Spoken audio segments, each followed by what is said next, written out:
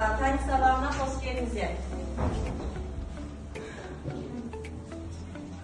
Bizde осы топ арқылы бөлініп қойылған болды.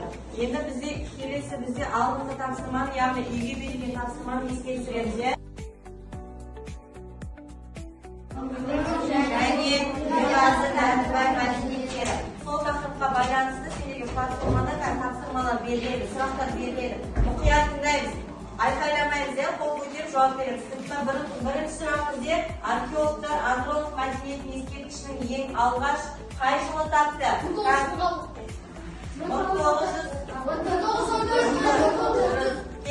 Келесі сұрақ бізде андронов мәдениетінің қоныстары неше тұрғын үйден тұрды?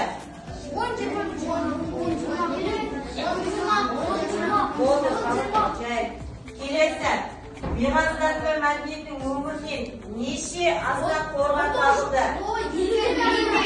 Келесі Ақсу аюлы қорымынан табылған ең үлкен обаның биіктігі неше метр болды? Және бізде неше диаметр болды?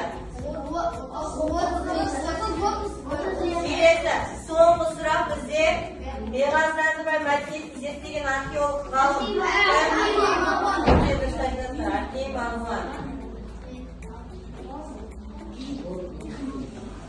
Бізде екі қате болды. Жақсы.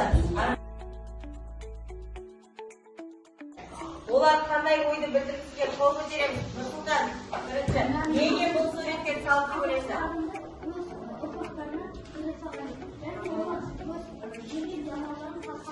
Жақсы, рахмет. Жақсы. Келесі ол қандай ойды білдіргісі келді? Қандай ойды? Не білдіргісі келді бұл суреттер арқылы? Бағдәулет? Дұрыс айтасың, өте дұрыс айтасың. Олар өздерінің қандай жануар аулағанын, өздерінің азаулау суретін оларды салып, өздерінің ұрпақтарына жеткізді. Жақсы, езі қараңдар. Тақтаға назар аударып, бүгінде бізде сабағымыз қандай болмақ? Яғни Қазақстандағы жартастарға салынған ежелгі суреттер. Жақсы. Енді сабағымызды бастамас бұрын бүгін осы сабағымызға байланысты жұмыс беріледі. Бізде бірінші топтың жұмысы бұл слот талдау жасайды, яғни бұл жерде жартастарда салынған суреттер бар ғой, сол жақта жағымды, жағымсыз, одан кейін мүмкіндіктер мен қауіп-қатерді түсінді ма? Екінші топтың тапсырмасы бізде сұрақтар дайындық, сол сұрақтарға жауап береміз. Астындағы суреттерге қараймыз, жазды ма?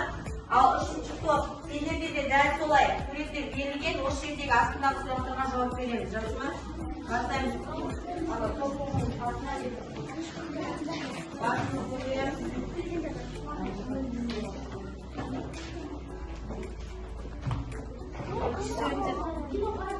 Осы парақтағы менің берген параққа орындаймыз.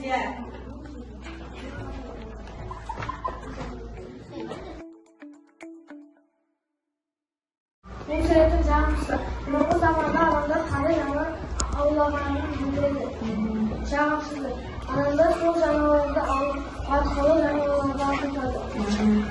Мүмкіндіктері. Жануарларды ауламағанса, олар аш қалмайды. Қауіп-қатері жануарлар адамдарға шабуыл жасауы мүмкін. Жақсы, рахмет. Келесі. Бұл суретте бұқа, бұғын салынған. Бұл олардың аң-аулап асыл сүруге байланысты болды. Яғни бұлар аң-аулау арқылы бұлар өздеріне азапталып өмір сүрген. Тағы да өз ұрпақтарына суретте қалдырған. Өте жақсы, рахмет. Келесі үшінші. Бұл суретте бейнеленген.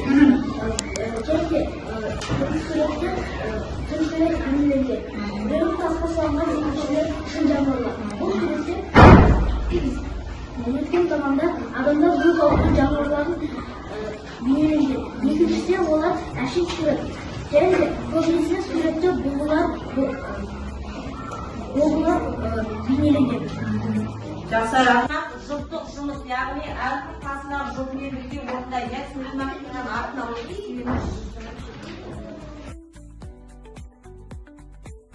сабағымызға осы платформа арқылы, футбол ойыны арқылы сабақ тыңдаймыз, қорытындысын жылаймыз. Жақсы ма? Мұқият қараймыз. Гректің каспий кесу деген сөзінен қандай сөз құралған? Ақит.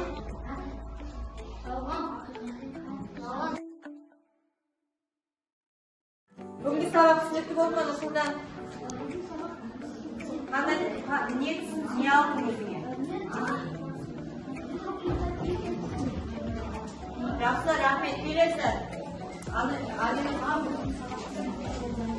Не өзіңе қандай рахмет алдың? Жақсы, рахмет. Келесі топ. Бригада көріп жүрсің, е?